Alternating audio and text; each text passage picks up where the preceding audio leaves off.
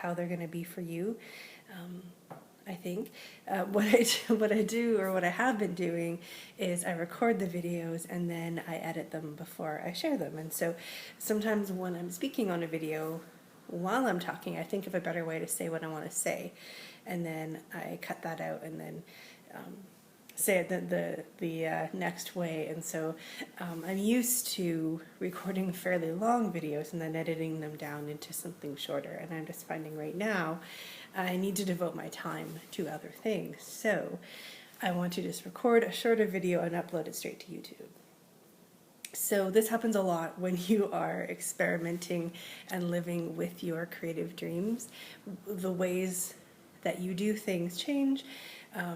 You know, something that you like giving a lot of time to at one time, at another time you need to find a faster way, or maybe sometimes you want to find ways to spend more time doing something. It's always like, things are always shifting and changing, and so we're always experimenting and trying new things, and that can be scary, right? Because you don't know what you're doing and you don't know how it's going to go, and you're not comfortable and familiar in your routine with it. And so that's a really, really scary part of creative dreaming. That's what I'm doing here today. I've actually noticed a lot of that in my life lately. I got a bike last week. I've been sharing a lot about that on social media, which is super exciting. Super grateful that I got a bike for my 40th birthday, and I'm riding everywhere and I'm having so much fun. But I'm also like, I haven't ridden a bike in 20 years, right? So I'm also finding I don't know a lot of things. I don't know a lot of things. And so when I first got it, I wasn't really sure how to lock it. Like, I don't remember that, or maybe there wasn't as much bike theft 20 years ago when I last had a bike. So learning more about how to be really careful about that, and learning more how to take care of it. Yesterday I went on my longest ride ever. I drove to my parents' house, which is 11 kilometers each way, and I was really excited about a long trip and seeing, like, is that going to make me tired? Can I go longer? Because I don't know, because everything's new. So I drove to their place, super fun, didn't get tired. I'm like, this is awesome. Riding home, halfway home, I got a flat tire. And it was just in a bad spot. I just crossed a bridge, and there was another bridge, and I had to go under it, and a lot of walking before I could get to a bus stop. I could put my bike on, and sad. It was just really, really sad, because I was so excited about the long ride, and I missed out on part of it. And I was so excited about my new bike, and then it's really frustrating when something breaks. And then today I was trying to repair the tire, and I really wanted to learn how to do this, because I know this happens sometimes, and it's good to know how to fix it, but it's really frustrating to be using tools that I've never used, doing something I've never done, right? All of these new things. So it can be very frustrating. But, I mean, the beauty is learning new things is amazing. Being in that state of discovering new things, I find the enthusiasm of that spills over into other parts of my life. So I love always learning new things. And it can be really frustrating and uncomfortable when it's like, I just want to know how to do this already, and I don't know how to do this, and I'm feeling uncomfortable. And it's like you're at the edge of your comfort zone, and you're shifting and moving your comfort zone, and it's so vulnerable, and it can be very, very uncomfortable. So it's a long-winded way of getting at what I'm going to talk about today.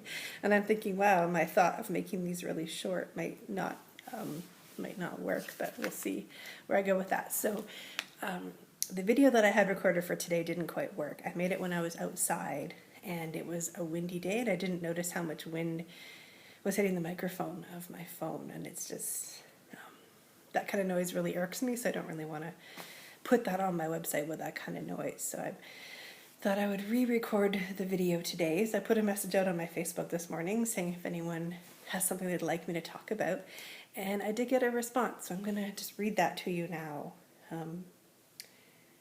This is the thing about recording and not editing. Usually I would cut this part out, and I had it on my phone, and now it's gone. So, okay.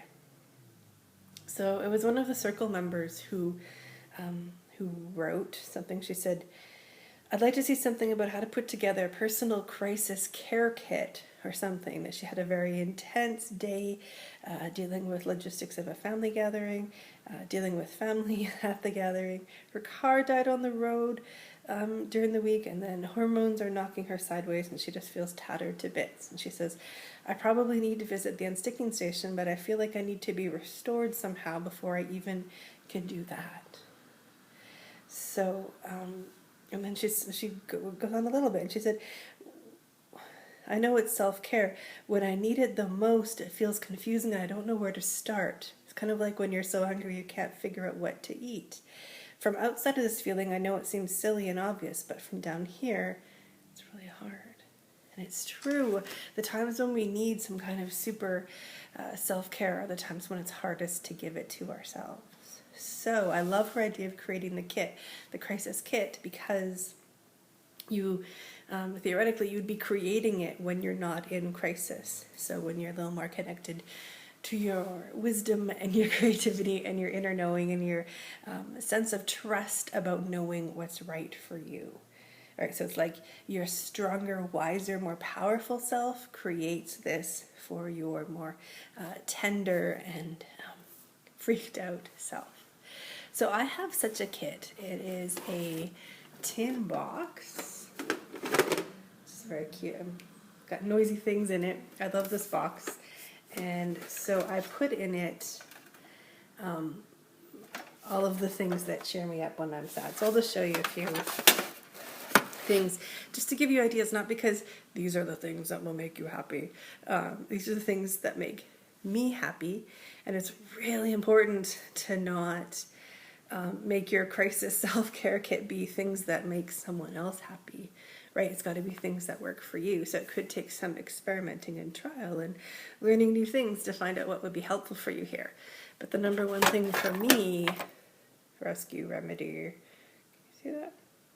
Which is a natural stress relief flower essence. So that's something that helps me. And then I have a couple of balms, which are aromatherapy balms, and I just like put them on around here. And I have a spray. I love the smell of this, and I'm Taurus, so it helps me just kind of like spray it all around. I had a beautiful spray. I know I shared that one on my blog that Amy made. My friend, I can't remember her website now. This is the hard part. See, if I was editing the video, I would go and find her website and come back. But I'll link to it because she made these beautiful magic sprays. I don't have mine in here right now because I broke the bottle, so I moved it. But there's a lot of people making really cool magic spray type things. And then I have a whole bunch of essential oils. So I have what I really like are blends. I have Creative Juice and Empowerful and Sweet Orange and Mood Lift. Stuff like that. And then I have a little lip balm. And the most important thing I think to have in a kit like this is a note that reminds you that it's okay to feel how you're feeling. Because a lot of what makes it hard to be in crisis, and like what this question that we're talking about, looking at what to do when you're in such crisis that you can't quite move and do the thing that you know is going to help. Remember that it's okay to feel how you're feeling. That's often what's happening, is that you're feeling all freaked out, and then there's other parts of you saying that you shouldn't feel that way, or that you should be over this by now. This isn't a big deal. Suck it up. Oh, that doesn't bother me. Like all these sort of trying to feel differently than you feel. That's what tangles it all up inside, and that makes it feel really like a crisis, because there's just too much happening at once, right? So as she said when she was asking the question, she knows that the unsticking station will help, and it will. That's the thing that will transform this, get you grounded back in your power and able to move forward with creativity and clarity and create something helpful out of wherever you are. The first step is usually taking that nice deep breath and giving yourself some space just to feel how you feel. So for me, I like all of this aromatherapy stuff for that. I just sit down and smell it and breathe. I see my little reminder that it's okay to feel how I feel. Right? So even when, and often when you're in crisis, something happened and it triggers a reaction in you, and your reaction is kind of like the size of it is a lot bigger than the thing that happened. And that happens a lot, and that's your feeling is still completely valid, right? Even if, I mean, the prime example of that is road rage, right? Someone cut you off and this person just gets totally mad, right? And they're screaming and it gets really out of control. But the thing that happened was pretty small. I mean, someone going in front of you in traffic is not really that big of a deal, but it's when you're pushing your feelings down every day and when you have all this stress piling up, that's just the one thing that, you know, kind of the straw that breaks the camel's back, and you just explode. And it also, what's happening in some of those cases is that a lot of the stresses in our lives, we don't know what to do with them, and we don't feel safe talking to people about them. So if the main problem is with your husband or your mother or your boss or whoever, someone in your life, and you don't quite feel like you can say something to them because then there'll be repercussions and you won't know how to deal with those, then suddenly when some stranger cuts you off, it becomes very easy to throw all of your frustration onto them because you're never going to see this person again, so you don't have to deal with the consequences in your relationship. So there's always a reason why you react the way you react, even if you don't understand why. And often in the moment when you're in that crisis, you don't always understand why, and that's okay. So it's just like, be as gentle with yourself as you can, and absolute permission to feel how you feel. When you start to give those feelings some space, they will start to dissipate, and then you do start to come into a place of being able to actually start to work with this and transform it. But that's the next step, right? So there was one other thing I wanted to say about this. I'm looking at the clock and like, oh my God, I've been talking for 12 and a half minutes. And I set out to start something really short, which is kind of funny. So in the old days when I was recording and editing, I would probably start over at this point. But I'm like, no, I'm just going to keep going, and it's going to be a longer video. So the other thing I wanted to say about it is that often when you're in that crisis mode, the self-care thing that you can reach for is often not the healthiest thing. So it's like, maybe I want to just eat a chocolate bar. One thing I love is to get ice cream and go to the park if it's the summer, and then just like sit by the river on the grass. And that always helps me feel better. You know, maybe you want to eat popcorn and watch Netflix or trashy TV or something. There can be a part of us that judges the quality of the self-care that we're providing ourselves with. So if you're like, if I'm going to eat ice cream and go to the park, like, that's not even good for me. There's sugar and, like, you know, dairy's not great and all you know, all that stuff. But when you're in a place where that just feels like the best thing that you can reach for, it's really not a bad idea to give yourself permission to reach for that. And then when you're in a more grounded and stable space, then you reach for something healthier. Right?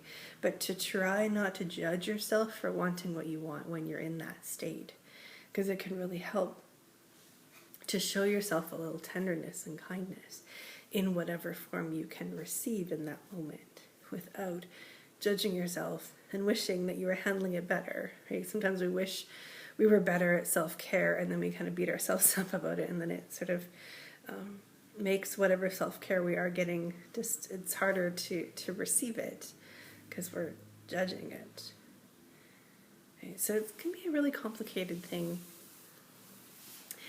And yeah, I mean, I have a lot to say about that. There's actually, for Creative Dream Circle members, there's a long video about self-care, extreme self-care in the Creative Dream Circle in the Advanced Creative Badassery Resource Library, where I talk more in detail about finding ways to give yourself what you can reach for in the moment and not making that wrong, and then you'll always be able to reach for something better on a better day. So, yeah, I love the idea of having that kit for when you're in crisis. As I shared, I have this kit. One problem that comes up with that is that you forget to use it when you're in crisis. So once you've made your thing and you've gathered your tools, you can keep a chocolate bar in there too if you like, or you know, crayons. I mean, obviously you need to explore and find out like what really is going to lift you up a bit, or what's going to help give you permission to just sit with how you're feeling when you're in that space. What's going to help you? So you might have to spend some time doing some experimentation and exploration to find out what that should be. And then I'd love to hear from you if you want to leave a note in the comments on this blog post. If you have any, if you do this, if you have any thoughts about it, and we can help each other with ideas for what to put in our self-care for when we're in crisis packages. All right, so that is the end. I'm looking, it's like just over 16 minutes, which is probably the longest video I've done in a long time. Feeling a little weird about just recording it and putting it up there without taking the time to recheck what I've said and edit it. But this is stepping into new territory. This is the art of creative dreaming. So